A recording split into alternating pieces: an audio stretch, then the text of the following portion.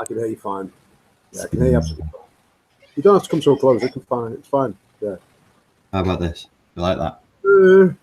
Personally, I like it, but you don't need to. I like it, but I'd rather if you didn't. So you've already done one of these on the channel before, haven't you? I did, mate. Yeah, I did do that. I did do that. You did do that there, didn't you, lad? Did though, didn't I? So you've now done. Talking. Say again. Let's do the whole thing in broad Scouse. That's what everybody likes. That's what they said. The comments on Terry's section was, please talk more Scouse. We want to hear what somebody like a drunken Scotsman. I told you, didn't I? I was doing a martial arts DVD and I got hit in the head too hard and brain fluid came out my nose and I was concussed. Right. And I went to the woman in the hospital in London and she said, "Where are you from?" I said, I'm from the Wirral. I'm from the Wirral. I was slurring a bit because of the concussion. And she said, "Oh, I can tell from your accent you're Scottish." I went, "I'm not Scottish. I'm from the Northwest." And she went, "Yes, dear." And I looked and she'd written down the Scotsman presented at such and such a time. I was like, "I'm not fucking Scottish. I'm not Scottish. Get off me, you bastards." So, speak. She was probably from the feel like she didn't want you associated with the place. Yeah. I'll say he's a Scot. That's what I'll do. I'll say he's Scottish. So you've done more than 200 odd hours now of this CPTSR and narcissism stuff. Have you found it? All good. All good. And all good and getting better, I guess, but you'd expect that. Mm. But yeah, when I say good, that means the clients are all getting results. All different. Everybody's different, of course. They come on from a different starting place and they end up in a different start. But it's, it's that cliche thing, isn't it? Get to a better place. It is nice to do that, and they're all doing it, so it's really good. Have you found that when they're starting out, Terry was saying that when he finds that when they're starting out in their first session, the level of despair and desperation is higher than it would be under normal circumstances?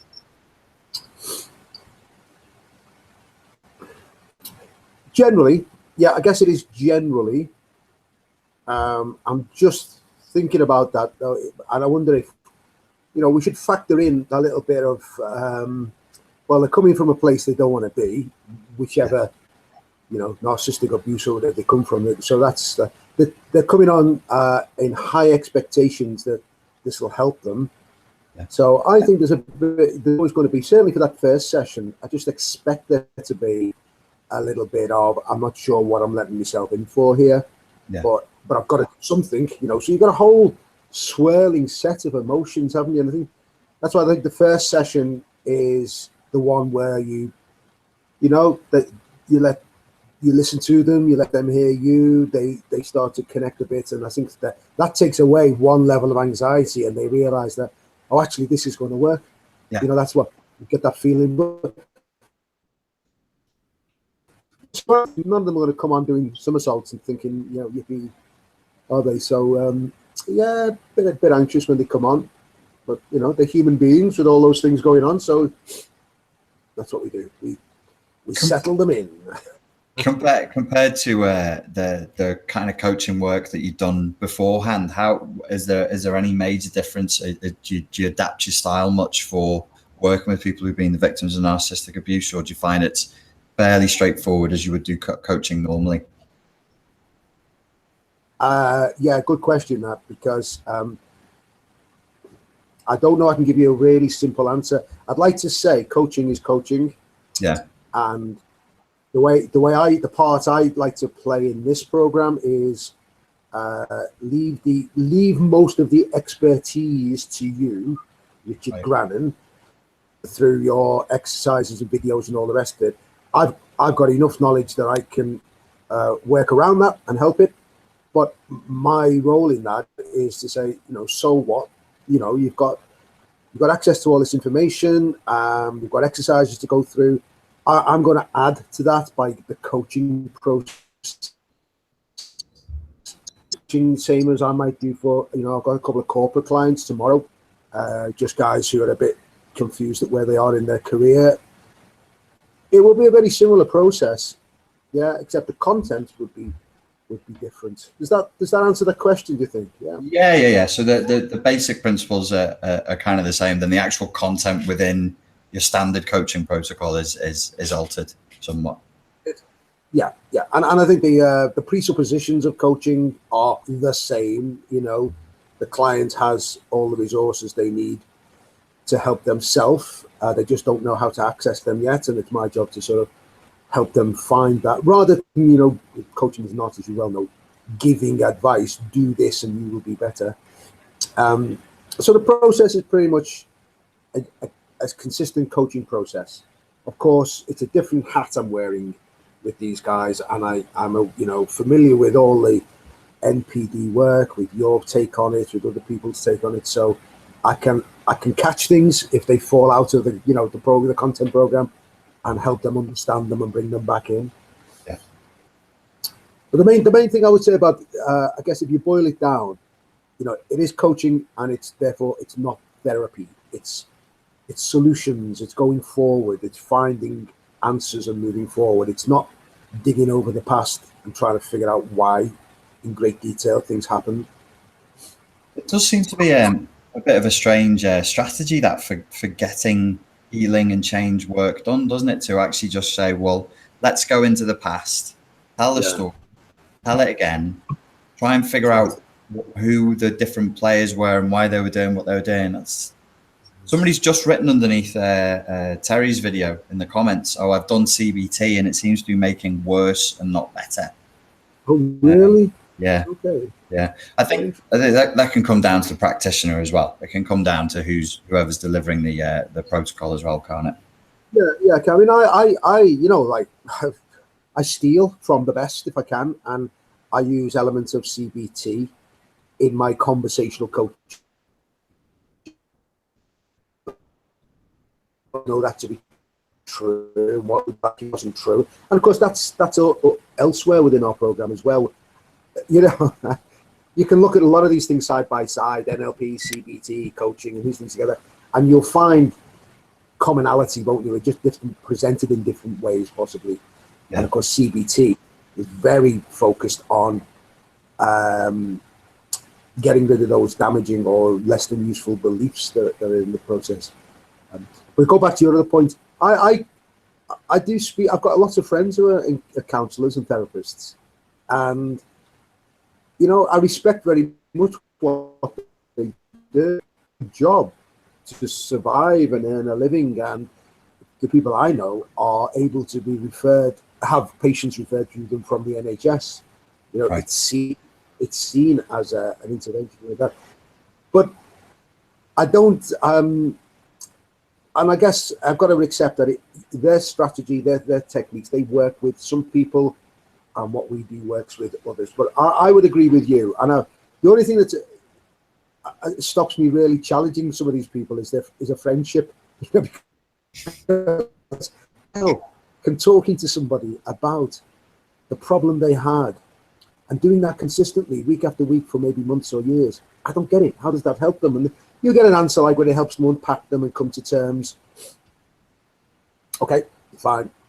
I don't see that as being the most successful strategy. So I'm sort of actually trying to say here, I get confused by how it works, how therapy works, because I see it, and I speak to lots of therapists and counselors as trying to get a better understanding of what happened in the past. But that means being in the past, and that means going through the pain repeatedly. It's just my wiring. I don't get it. I think we might have covered this a little bit on the last time we spoke on the channel, which was as far as going into the past goes and unpacking memories. Most of the psychology research that's out there indicates that your memories aren't that reliable anyway. Absolutely. So you're going to reconstruct them every time, and you might even, and again, it comes back to this thing, depending on how the therapist is and how skillful they are, they can influence that reconstruction. Well, there's a strong urge to please, isn't there? I mean, in anyone, even somebody who doesn't have a neurotic people pleaser syndrome, the nature of human communication is consent. So if we're in rapport and we're talking, and you say to me, then when you were age 6, what happened with your mother? If I genuinely don't know, I'm still going to feel compelled to give you an answer, rather than say, I don't fucking know, I can't remember. So I'm not saying I'd make something up, but there is a sort of a gentle push towards maybe creating or adding to a memory. Absolutely. I did some work, crikey, 8 years ago probably, with Merseyside Police around coaching skills for their senior management team, because they wanted them for internal reasons. The police is obviously a command and control culture. That's right. That's how it should be. But what they were struggling with internally, especially as more graduate recruits came in a management level, they couldn't command and control managerially. They wanted some of the, coaching skills. Anyway, as a result of doing that, I got talking to some of them, and of course, they put a lot of store by questioning, and they have their own ways and principles and models for questioning victims, culprits, whatever. And talking, of course, we were talking about questioning from a managerial point of view and giving feedback and all those sorts of things from a coaching type. And of course, what we I knew this, but talking to one of the guys who ran one of their training courses on questioning, he was saying it is still, 8 years ago, it's still the biggest sort of danger area for them when they're interviewing is especially the victim. The bad guys know how to dodge it, but the victims are just given that they don't drop contamination into the question.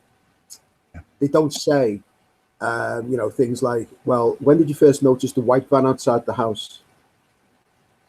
And this is your point. The victim will say, I think the white one was there before the other one. There may never have been a white van. There may never have been that, but in order to please, not everybody, some will say, no white van, but there's always that danger, isn't there, by contaminating the thinking. And I mean, that again, so bringing it back to this thing here, the counselling and the therapy work and the spending time in the past might be useful in ways that I'm not trained to understand properly. But I still think, let's spend that time, we do visit the past to maybe isolate some issues, something that's caused the belief. But then we look to moving forward to say, well, if that belief is not useful, what do we need to do? How do we need to change it? What would be a better, more useful belief going forward? So it's that turning your head from the past to the future most of the time. We do. Sometimes the past will come up and you need to go there and you need to explore things in the past, but using that as a jumping off point for fixing something going forward rather than play the game, Sam. Playing it again. I mean, that's the I think for both of us, obviously, that both got eclectic training in different therapeutic and coaching modalities, but the thing that's consistent with the coaching you get, if it's neuro-linguistic programming or some kind of hypnotherapy, is the power of conversational hypnosis. So sitting there saying to a client, let's practice you going back into the past and feeling bad about something again and again and again during this precious short 60 minutes that we've got together seems dangerous and counterproductive. And some of the clients, I'm always, whenever I go to answer you on this one, I'm always, the voice comes into my head. I am respectful of counselors and psychotherapists and people like that. I'm respectful of them. They just don't understand exactly how they get their results and what results they do get.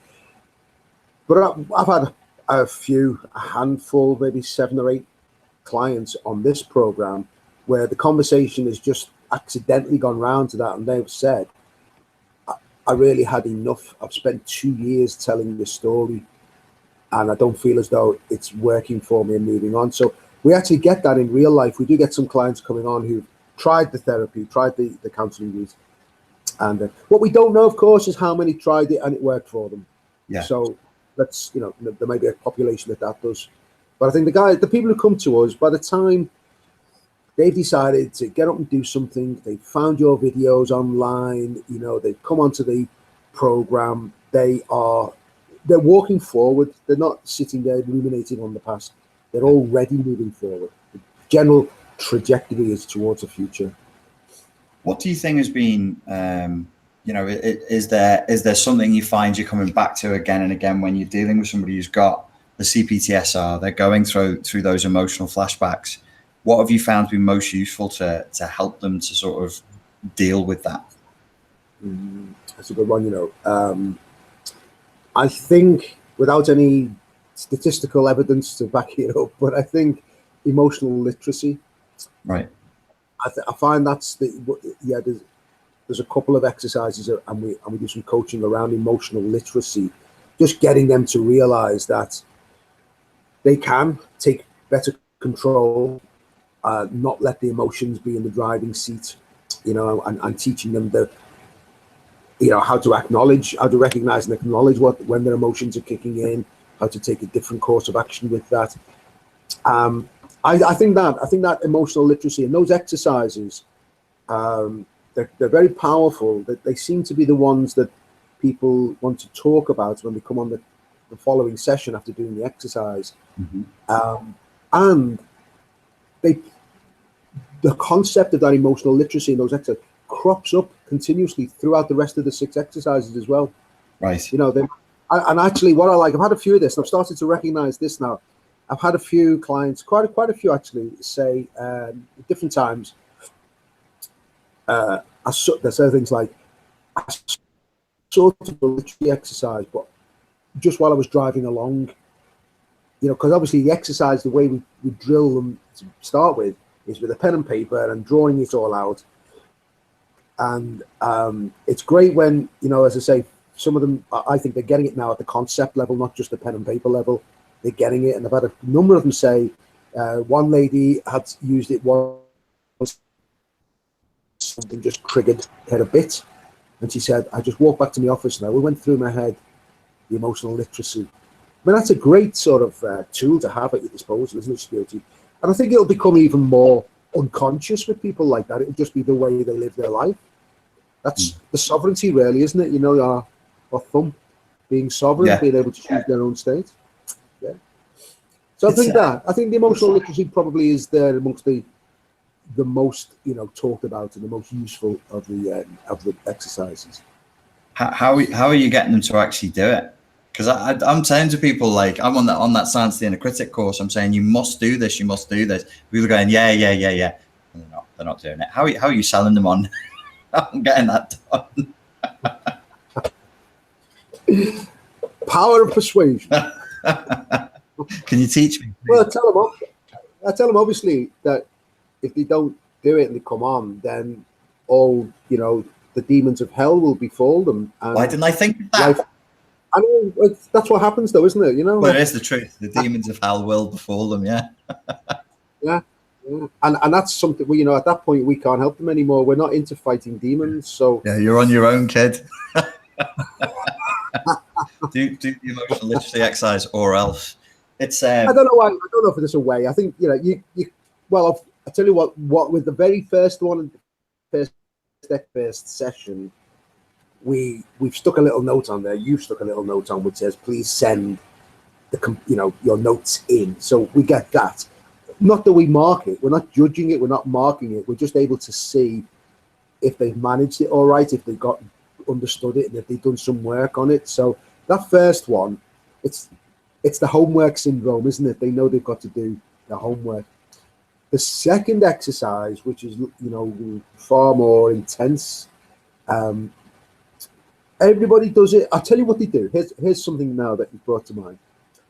That second exercise, it sort of splits into 2 parts, the way I see it. The first part is modeling the situation, modeling the emotions, the memories, the beliefs, and putting it together. And that can be, you know, a fair piece of work for some people. I before I let them go away and do it, I make them aware of that. I said, look, this is a piece of work going to take you a bit of time. Make sure you've got no distractions. You can sit down, you can do it. But what often happens is they do that, but they don't do the second bit. They don't do your dubsteps for some reason. Right. From point 5 onwards is right. Now we got the map. Let's look at ways we can improve it and change things. And a lot of them come back and say, hey, I didn't get round to that, or I didn't spot that bit. And it's as if all of their emotional energy went into drawing the map. And I think that is quite a correct statement. It does take emotional energy to draw it. At which point they go, whew, boom. Done. Finished. Thanks for that. Yeah. See you later. So what I do now is I'll show them the exercise and give them a helicopter view of the exercise and talk them through it. But I will actually scrub the video through to where 5 up and says, this is the bit you've got to focus on, as well as the first bit, even if it means splitting the exercise into 2. Yeah. Even if you feel a bit washed out after doing the first bit, come back and do the second bit, because that's where we're looking at the growth and the change and everything else. Yeah. But generally speaking, most people, that little glitch, most people do the exercises really well. And what's more, you know, they really love them. It's great, isn't it? They come back on and say that was one of the best exercises I've ever done. When they do it, I actually had somebody on Instagram Live just yesterday saying that she changed her entire life around just by focusing on the emotional literacy for 1 month. And she said, oh, I really like it. I really enjoyed it. And I'm like, yeah, it's designed that way. It's supposed to be enjoyable. Maybe there's maybe it's the homework syndrome. Like you say, people they look at it and they go, oh God, that's going to be awful. It's like, no, not really. It's actually it's like doing a puzzle or something. You just ask the question. Yeah. There it is. Absolutely. Yeah. It's like, you know, a lot of things in life, we can look at them and think they're the size of a mountain, and then we start walking and it's the molehill. You know, it's just like, yeah, you get that expectation. Once they actually start into it, they do. And that's why I think it's the one that they talk about the most as well when they come back on. It's good exercise. Really good exercise. In fact, that whole emotional literacy course, which they're taken from, that should almost be, what's the word I'm looking for? It should be given to every young teenager at school. Mandatory in schools. Mandatory, absolutely. Yeah. Wouldn't it be great if people just grew up with a better idea of the part their emotions played and how they could manage them and control them? I mean, much better, wouldn't it? I think being aware of your emotions and creating that the capacity to explore how you feel, the capacity to expand how you feel, look at the emotions that are behind the emotions, look at what that's like.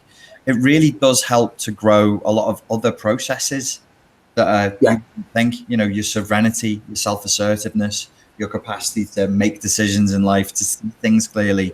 All of that is helped by becoming more emotionally fluid, or rather, all of that is hindered by being emotionally constipated. There's another way, you know.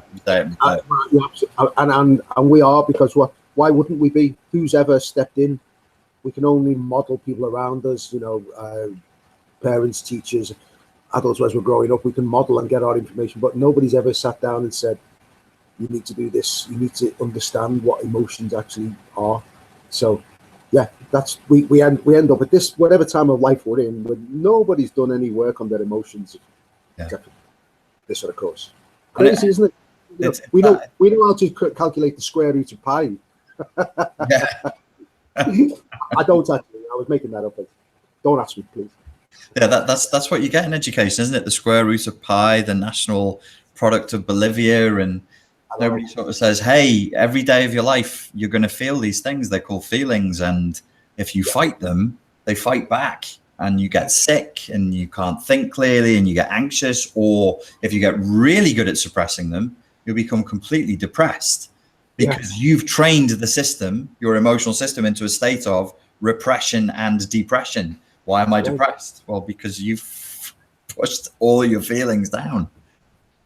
All that rage, all that whatever it is, all the so-called ugly emotions get pushed down. I wonder if we will ever get to a time in any aspect, you know, Western society or anywhere in the world, where we will see the importance of that for youngsters.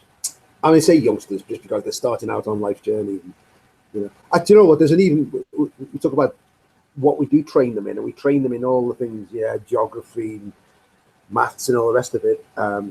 We're talking now about we don't train them in some of these life skills like managing their emotions, and then there's that big bit in the middle where we don't teach them in, you know, managing their finances and other life skills as well. You just got to figure that out for yourself.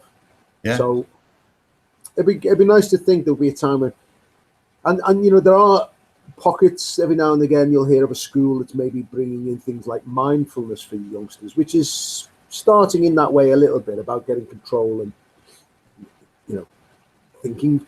Oh, I did see something about a school not so long ago that was doing critical thinking, which I thought was really good.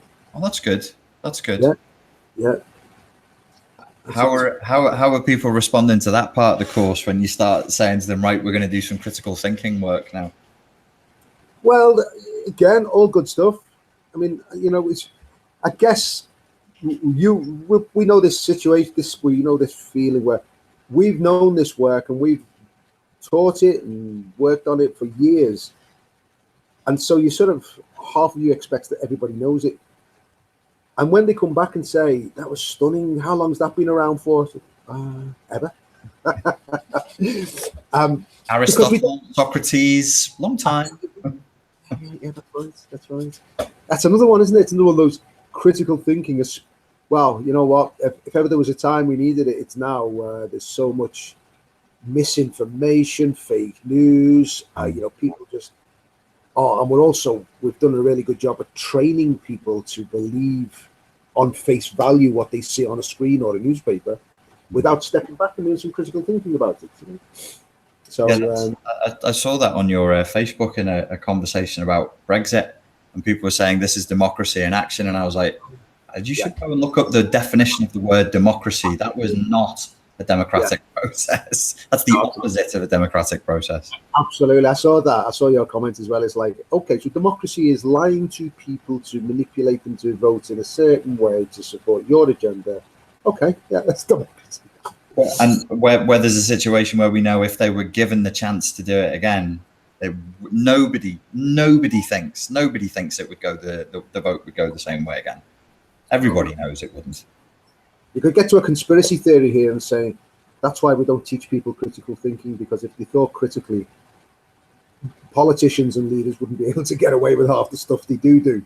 Well, I don't think you can really look at the education system or look at politics without bringing in some conspiracy theory, because you have to just say, why do we do it like this? Why is education set up like that? Why do we tell kids to sit still on hard chairs in classrooms, having boring facts shoved into their heads that they then have to spew back up, and then tell them at the end of that, this will prepare you for life. Oh, you're a bit lazy now. Oh, you're getting obese. Why don't you get up and go for a run? You've just fucking told them for 16 years to sit still, you bastard. Of course they've... Do you know what? That's associated and still. I went in to see a business not so far from me recently, and while we were sat in like that, they've got a coffee area downstairs, and while I was sat there was another woman happened to be coming by, and our conversation was reasonably discreet, but the client introduced me to this woman, and she just joined in for a few seconds. Here's the thing, I forget exactly how we went onto this topic, but we're talking about kids doing PE, physical training in school, physical education in school. And this woman who just happened to be passing for a few moments was saying that she's got two daughters at school. One of them is doing PE at O level or whatever they call them, these GCSEs. Yeah, one of them, and the other isn't. And they're about a year apart in age. The one who's doing PE for the examination does PE. The other one does no physical exercise at all, because it's not an exam she's going for. And I thought, wow, we did. I know, old farts talking here, but we did PE at school not because it was any exam, just because it was healthy for us to run around a bit. That's amazing, that, isn't it? They are actually, in whatever circumstance this was, it was a school with like 15-year-old kid who has no physical exercise during the week as part of her curriculum. But we're going off the subject of MPD a bit here, aren't we? Yeah, a little bit. Well, it's kind of related, because you talk about where you want kids, how we're going to educate kids, and what kind of adults they grow up into, and the conspiracy theory as far as government goes. And I do think the education system does leave people open to exploitation by psychopathic, narcissistic predators, because you're told, sit down, shut up, and do as you're told. A good boy does as he's told. A good girl sits there quietly and does as she's told. And it's like, well, yeah, fine. You need self-discipline. You need to be restrained. You need impulse control. But you also need to balance that by teaching the kids there are scenarios where they should say no. You also need to teach the kids when the axe murderer runs into the supermarket, if you all swarm him at the same time, you've got a much better chance than if you all stand there still and hope that he doesn't chop your head off. Yeah, no, absolutely. Okay, quick one on the subject again. I've been talking to you recently. This lady I know, her son's been excluded from school, and she just asked me, as a friend, would I mind just having a chat with him? She doesn't want him to go off the rails. He's 15 and no father at home, so I'm happy to have a chat with him. We'll set that up.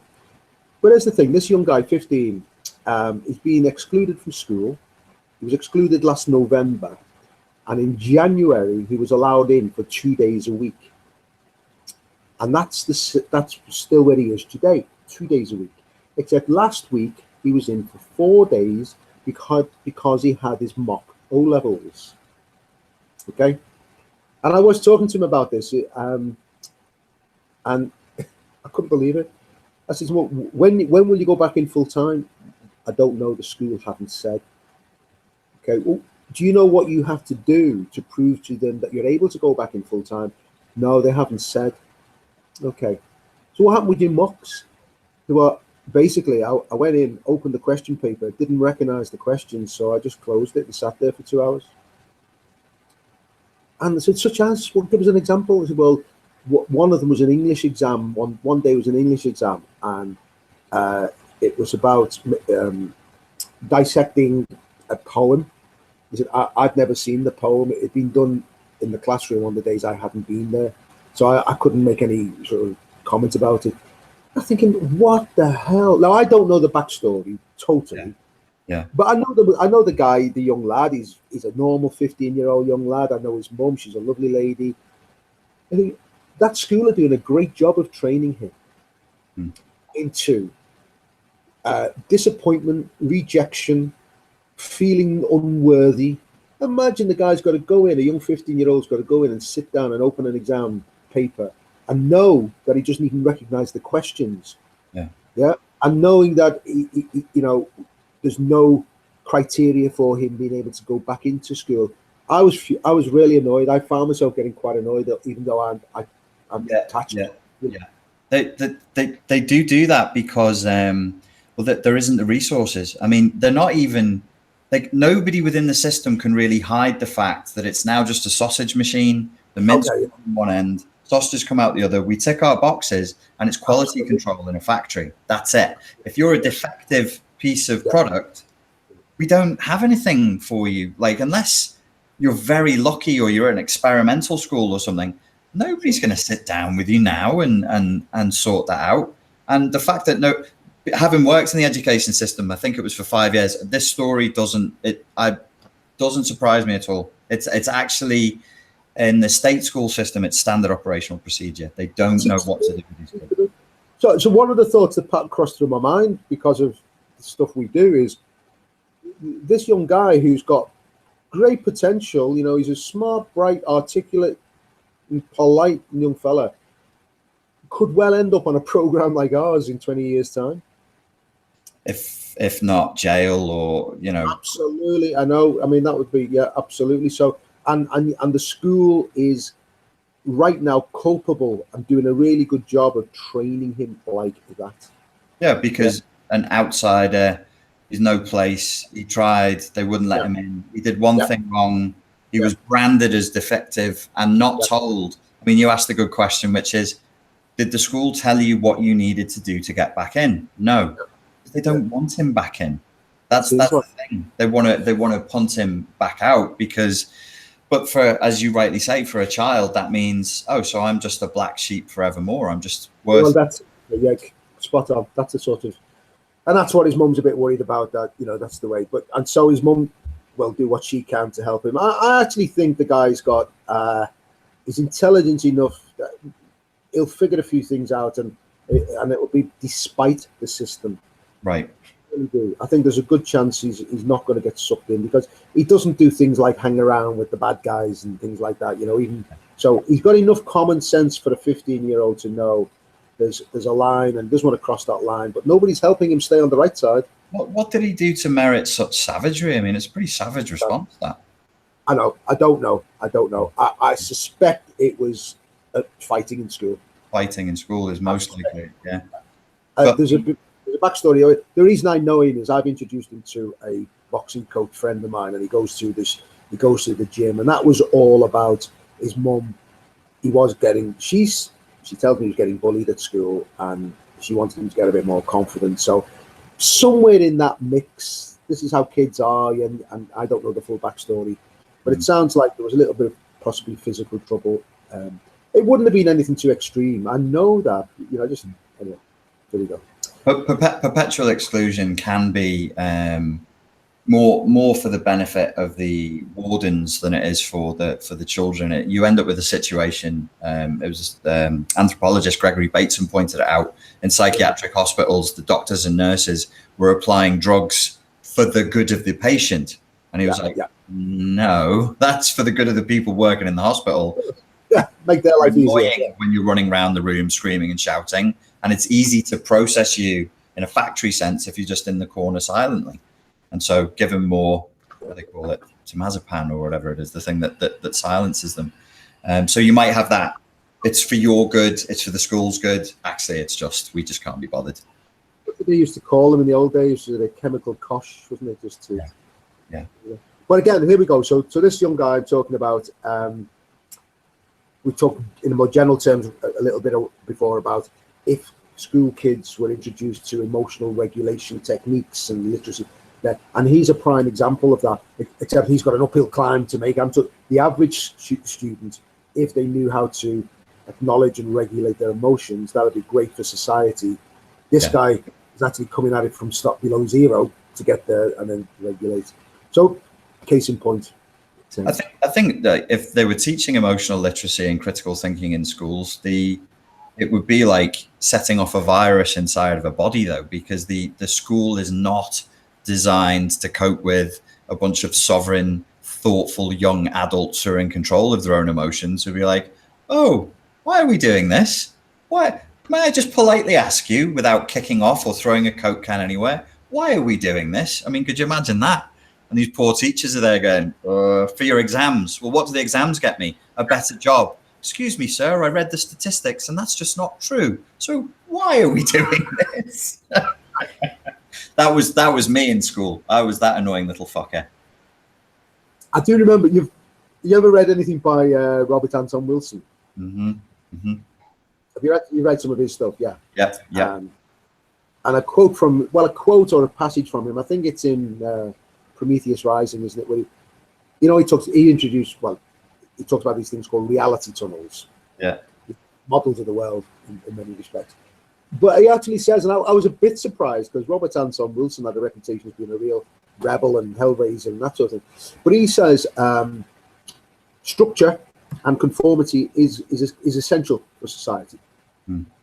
Otherwise, it'd be total anarchy and nobody be safe and all the rest of it. So I was surprised to him say that. But the big caveat is, but we also need our rebels and our outliers who keep pricking at the conscience of society and moving it forward. So it's the blend of the two. You do need a level of conformity. We've all got to drive on the left-hand side of the road in the UK, conform to rules and regulations and even manners and things. But you do need those other people who are going to say, why? Why do we need to do it like this? Yeah. I mean, yeah. There was that case, I guess, falls into the category recently in the UK, the mother who bought needed some CBD oil for treating her son. Remember, he couldn't get it in the UK, and then she went, I think, to Canada and brought it back, and so it was all over the press.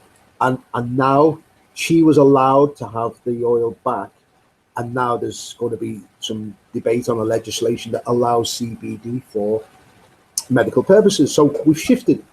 Society has shifted, and we, the CBD is not the hallucinogenic part, right? But because it's got cannabis in the title, everyone's going like this, and cannabis, can't allow it. So that's the type of shifts that society sort of makes by people being a bit rebellious and a bit outlawish and all the rest of it. Yeah. I think we may very well look back on these times with the same way we look back now on the Dark Ages and go, wow, did you really do it like that? What did you do it like that for? And our only answer now will be, that's the way it was always done. Absolutely. Why'd you keep doing it? I did it. My mum and dad did it. Their grandparents did it. We've always done it like that. So that's why. And I'm like, Jesus, that's really shitty reasoning. That's really not good. Really interesting. Yeah. And you know what? I doubt if I'll be here, but we're not so far away. 50 years into the future, we'll be looking back and say, especially in these areas of, psychology and mental well-being. I think we know really well now how to fix a broken leg. Easy peasy, fix a broken leg. It doesn't matter how bad it is. And we know how to make it good again and physio. So within some 3 months, let's say, but I think we're still trying to figure out how to fix broken components of our thinking. Oh, it's a field in its infancy. It really is in its infancy. When you look, for some reason, I got into reading research papers again yesterday, and when you see, the best and the brightest out there, and the way they frame the problem to begin with, you just think, fucking hell. It's like they use 2018 computers and technology to think with the mentality of an 1890s psychiatrist, and you just think, fuck, what do you like? Could you just openly say for me that you think depression is a bug that crawled in somebody's ear and is now sitting literally in their brain, and if you could just find the right serum to inject them with, it's really odd, really, really odd. No, you're dead right. I was listening to an audio book recently about emotions as it happened. I'll have to think of the name. It's a brand new book, 6 months old maybe, and she comes at the whole thought about emotions, which that's why I was reading it. It's so relevant to what we do. And she comes at it from a different angle, and she's sort of pretty much disputing the triune brain. Really? Yeah. She's disputing the whole triune brain model. And one of the other things she disputes is,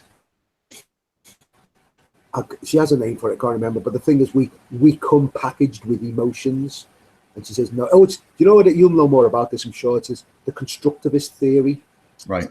That we learn how to build emotions as we grow, and we need them. So we don't actually come with preloaded with them, but they go. So the whole constructivist theory type thing.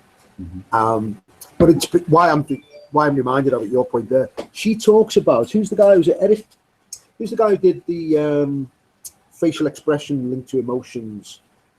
Eichmann? No, that sounds like one of the German crew. Eichmann? No, it wasn't. It was But there's a guy came up with this. There is an Eichmann who's a psychologist. I was actually listening to an interview about the other Eichmann on Joe Rogan about half an hour ago. This thing, and it's been around, and I've used it on courses. And now I think, oh God, there are 6 facial expressions. Pain, joy, disgust.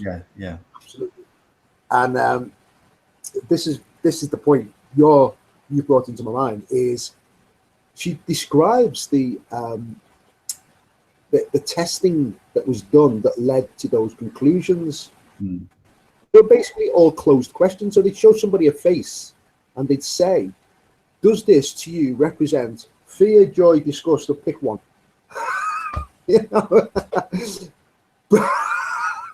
So you think she does a much better job. That's why she's written the book. But she explains that here we are across the world believing now, and there's been books written, there's been courses, there's been everything, that 6 fundamental facial expressions, and they cross boundaries of culture, country, gender.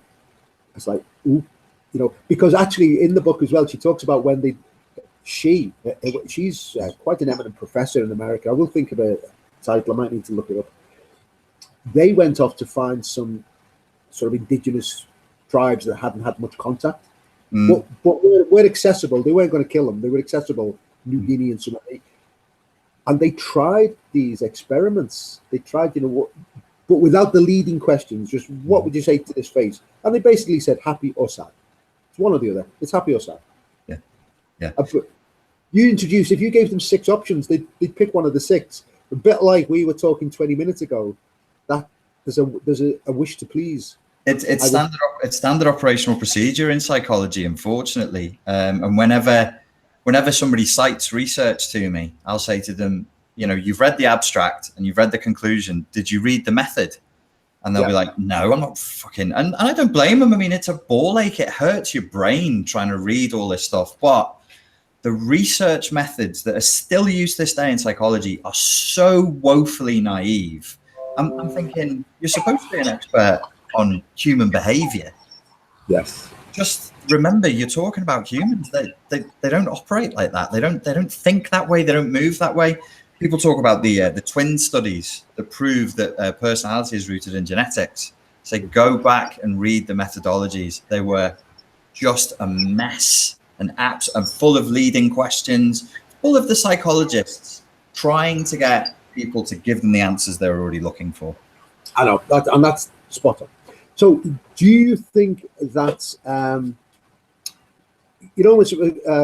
of the things that we know that happens when people come to the course, come to the program, is they've done their research, they've gone looking for answers, they may have read a book, they've gone online, they've found your work, that's resonated with them, and that brings them towards the program.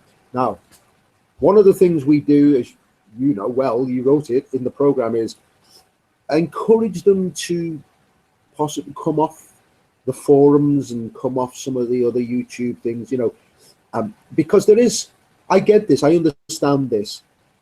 If you're in pain and if you're suffering and if you're looking for answers and you find something that starts to give you answers, then there's a temptation to drill even deeper into it and go, really load up.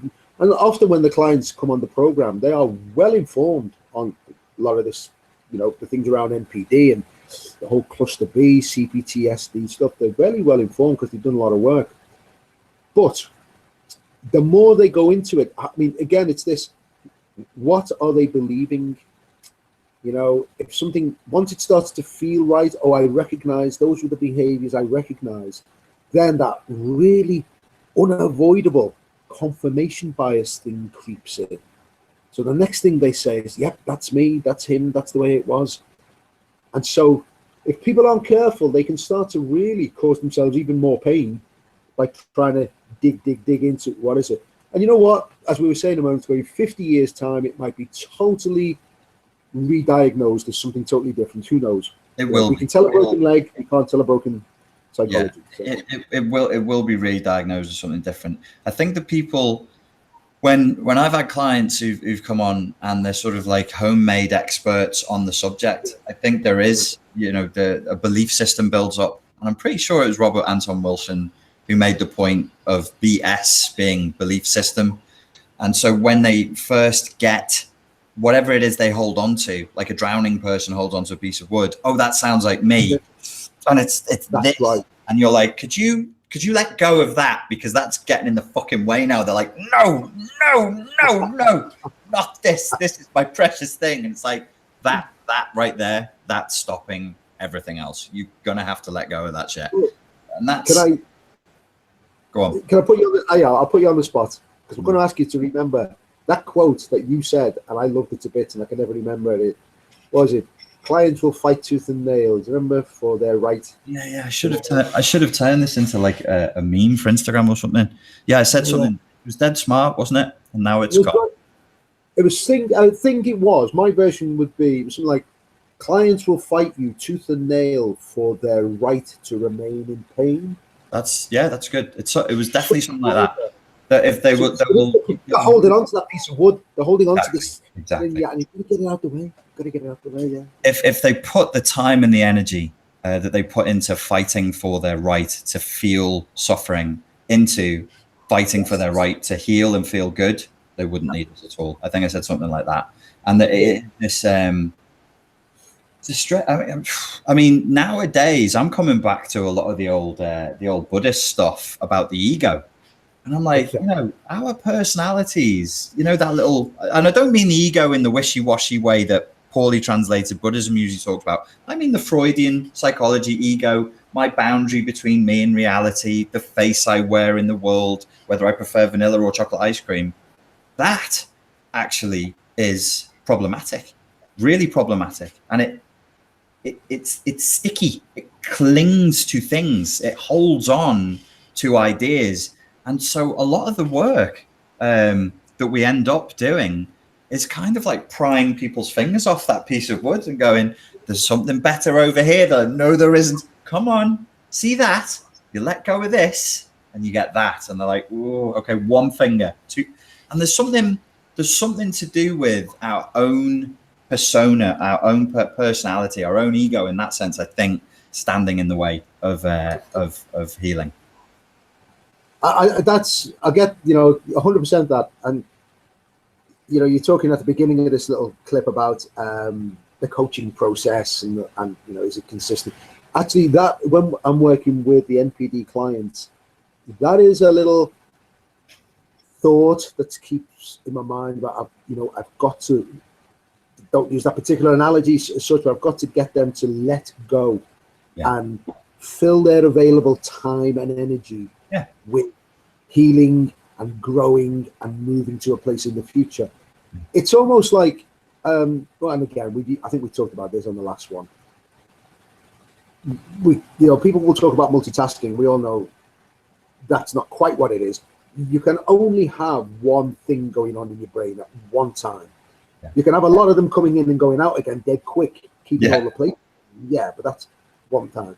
And so it's sort of been my thoughts as a background theme to run the coaching is I want these guys to spend their available time and energy and brain power working on the future. So much so they haven't got time to reflect on the past. It's almost it's a flooding, really, isn't it? In that way, that's why the sessions are nice and tight and compressed, and it's very immersive and it's work to do. It's like, you know what? I was training last night with Tony, the boxer I mentioned before. And we doing combat circuits, as called. They were reminiscing about another old boxing coach who used to be around Liverpool years ago. And they were saying that, he had a trick question. He would say, when everybody finished, he'd say, how's everybody? Is everybody totally gassed out? We're all good. And if you said no, you were for it. And here's the sort of analogy I'm coming to is, he said he wanted people to just work harder than they'd ever worked before in a gym, without thinking about any pain, without thinking about any discomfort. And so even the fittest people, he would work them to their maximum, so that at the end, when they stood up, they had to say, I'm done. Because what his thought was, if you're not done in, you were cheating. I agree 100%. I was recruited last time I lived in Malaysia to help with the fitness of a Malaysian Muay Thai team. And I'd go down there and do like circuits, but Muay Thai based circuits. And as a kid, he used to come to me at the end and he'd go, that wasn't hard enough. And I'd feel like grabbing him by his neck. I'd be like, you are not working hard enough. You're chatting between the rounds. What do you mean it isn't hard enough? You're the what? It's your body, it's your lungs, it's your brain. Do it more. Do it with more passion, do it with more determination, and it will be harder. Absolutely right. It is that. Do you think then that particularly you and I, and Terry as well, because we've got a sort of martial arts type background? Hey, we only just found out that Terry had a black belt in Shotokan, or did you already know that? I'd known that a little while ago, and he's done some other stuff as well. How much do you think that influences the type of coaching we do? I think it's massive. I think it's, I mean, like, I don't want to overplay it because it would put people off, but when you have been through the martial arts training process, and then all of us have either, I mean, Terry as a black belt would have at least been an assistant instructor. I don't know if he was an instructor. You know how fast people can change, and you can't be fooled because you've seen people totally change inside of a month and become unrecognizable inside of 3. The idea that some mystical therapeutic process requires 6 years. Okay, it's not karate, it's not jiu-jitsu, it's not Krav Maga. There's nothing, the human being, we know that the human being at the deepest levels doesn't take that long to change. There isn't, I mean, show me the army training camp that is 6 years long. basic training, I think, is 6 weeks. And if you want to go from basic training to special forces, I'm pretty sure they want you in the field inside of a year. Absolutely. They want you out there. They're not going to let's just do another, it's all money, isn't it? It's all based on what are you going to be tested on at the end of it. And similarly in the martial arts, there's tests. Well, in therapy, there's no test for the client and no test for the therapist. So I think it's human nature maybe to kind of scale back, take it easy, go slow. Whereas we would probably have, as you rightly have pointed out there, more of I want to see results. I want to watch you as my client get better. That's it. Yeah, absolutely. In fact, I know, it's dropped away a little bit, but when you first introduced the program, you described it as a black belt course. I kind of pulled back on that because I was worried I was scaring people off. But it's a good metaphor to sort of say, look, this is it's on you as the client as well. You will change. It's not a pass. We're not surgeons. We're not going to put you asleep, open you up and fix things. Like a training, the strength, mental, emotional, heart strength training course. Yeah, absolutely. It's not like the surgeon or like the Matrix where we can plug you in and just reprogram you through a port in the back of your neck. So yeah, it is. I think you're right. It does influence the way we think about the students, whether the students on this program or students in the dojo. It's you've got to do the work. I cannot do it for you. You've got to do it. But I'll give you all the support, all the belief, and make it. You can do the work. The other part of the analogy I will mention to people, especially as we're coming towards the end of the online part of the program, the 6 online sessions, because the analogy I'll use is this: if they've ever done any martial arts, they know, or even everybody will know. You often go to a martial arts and you aspire to get to the black belt, and that's your motivation. And if you put the work in, then you get to the black belt. But once you get close and once you get to be the black belt, you realize that isn't it. That isn't the prize. That's the sort of jumping off point. That's when you understand the physical, the psychological, the emotional aspects of that martial art. Yeah. You can then start to achieve mastery in that art.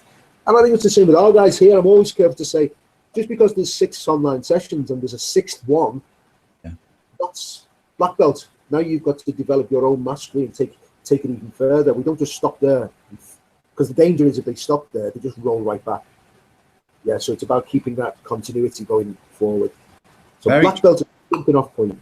Yeah, very true. And it's good to actually say that to them at the last session, which is keep going. You've got to keep going. You've got to keep doing your kata every day. You've got like I think we said when we were all, the 3 of us were sat down in Liverpool having a meeting, the hand mnemonics, the emotional literacy, they're just the kata. It's not that we really think in real life you're actually going to blast these moves out. You do the katas so that you forget about it, and the hand mnemonic becomes redundant. We want it to be, we want the exercises to be redundant. We want us to be redundant. We should be part of your past. That should be something you used to do when you needed to, and you don't need to anymore.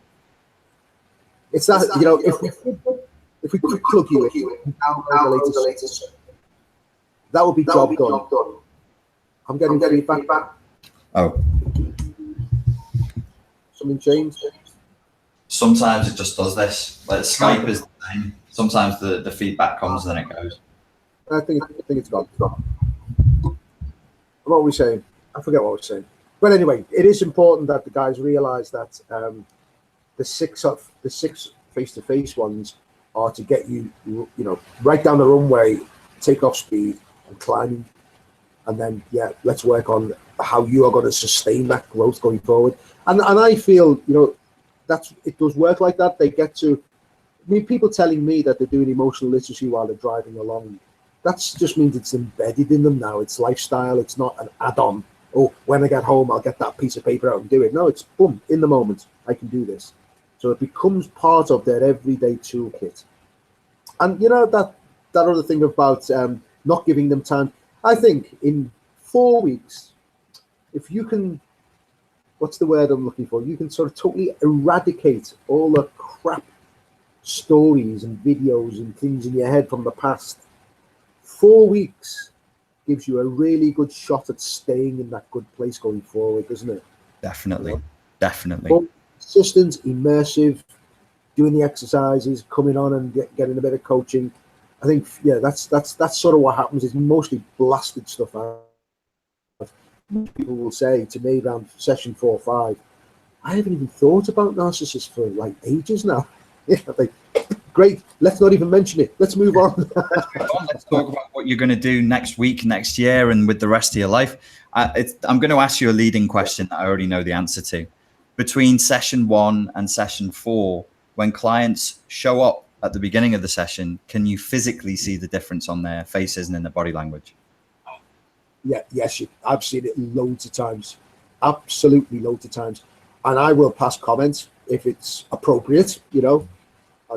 Just that part of the saying hello type thing, and say, wow. One lady the other day, I said that to her. I said, wow, you look all bright and breezy and ready for action. And she said, yeah, do you know what? She'd come home actually, because I think she was in Australia, so she was ahead of me in time. Just got home from work. What a good day I've had at work. And I could tell it was beaming out of her, She still had her work suit on, which added to the whole thing. But you do notice that, don't you? You do notice. Well, my other thing, I think we've talked about this before. It may be part of your question before about getting them to do the homework. I ask them first thing when they come on, say hello, how's your day?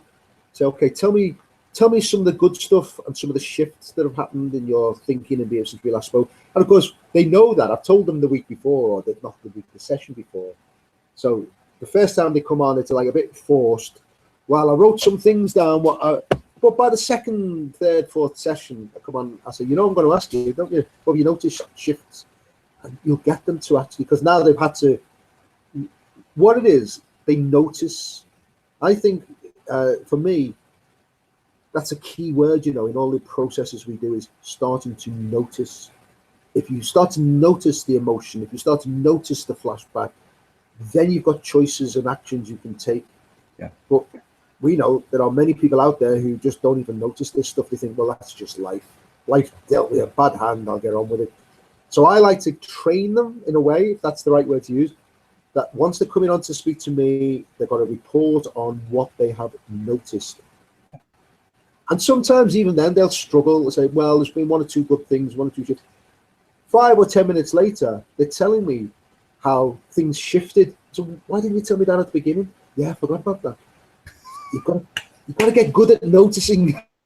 Notice when you're doing well. Notice when you're actually making progress and doing well. Yeah, and that's the part of this program that I like, is the idea that you yourself and Terry will kind of it goes from coaching into mentoring, and that moving forward, they can actually imagine that you're there with them, saying, "Hey, what are you doing there, kid?"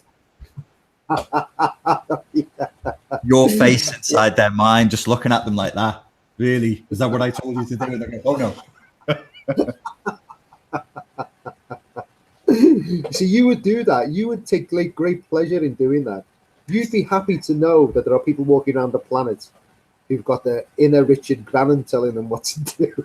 They already come and tell me, and I'm like, yes, that's perfect. That's exactly how I imagined my global cult would start. What happens is all the CPTSD and emotional flashbacks disappear. Then they just get really horrifying visual flashbacks of me looking at them like that. We just switch out one problem for another. That's what it is. Yeah. Was it like, what's that movie many years ago? Is it not the Mitford Wives, the something wives? Stepford Wives. Oh, the Stepford Wives. Yeah. Oh, shit. Everything is fine.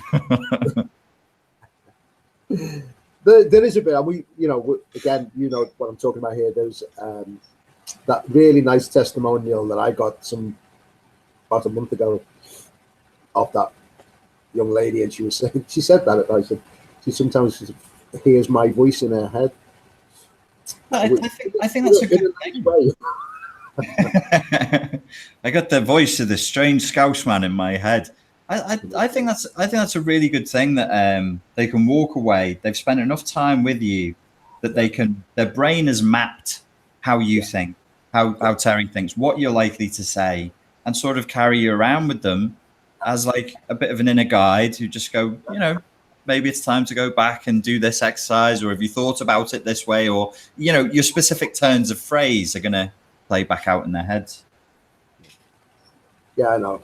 It's scary, isn't it? I've on some of the other coaching I do, which is not NPD, but about general sort of development and corporate coaching and business coaching, and which I've been doing for the best 18 years now. And there's been a number of times when I've gone back into a business where I've worked maybe a year or two before, and people quote things at you. I remember you saying such and such. Did I? Yeah. But I possibly did, maybe remember.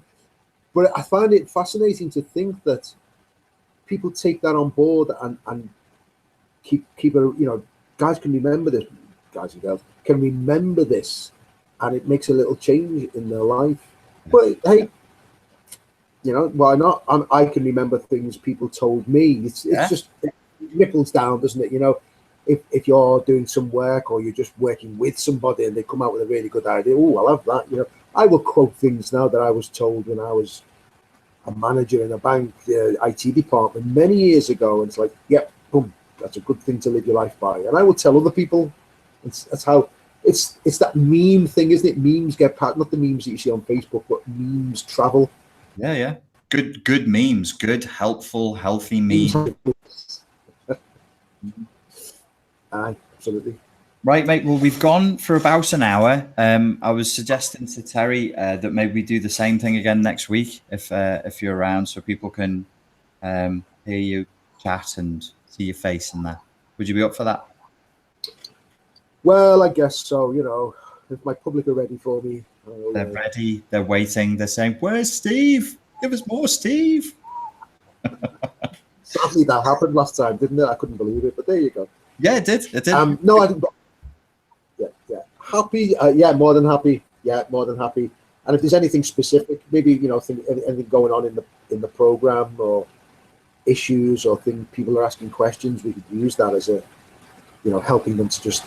Do you think people watch these sort of clips as part of their decision-making process, whether they're watching because they've got an interest, and that interest is probably because of some maybe abuse in their past? But do you think it's part of their decision-making about whether to sign up?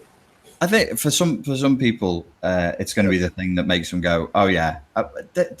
It's about the human, isn't it? So we have the idea, we have the concept. I write down what they're going to be doing, and they get a certain idea in their head. But human to human is always a bit better. So I think if they can see, then they can start imagining what an interaction with you will be like, where and whether you would be the right person to motivate them to make a change or not. Of course, it's got to be right. The chemistry's got to be right, both ways. Yeah. So I think that's important. And so some people tune in just to hear, the validation of their experience with whatever they're going through. Maybe they can pick something out from what we've said and go, "Ooh, I can," like as you just said, you take things from people and you use them if they're good. So hopefully within the last hour and 5 minutes of us talking, we'll have said one thing that was useful. You did at one point. I made a note of it. Yeah. Hello. Smart there. I'm going to write it in my diary. All right, mate. Yeah, good. Let's do it on a regular basis then, if that works. Be good. All right, guys. Well, thank you very much for tuning in. Thanks for your time and your attention. And Coach Steve will be back on again next week. If you are interested in getting coaching with either Coach Steve or Terry, drop me an email and we'll sort that out for you. Speak to you soon. Cheers, everyone.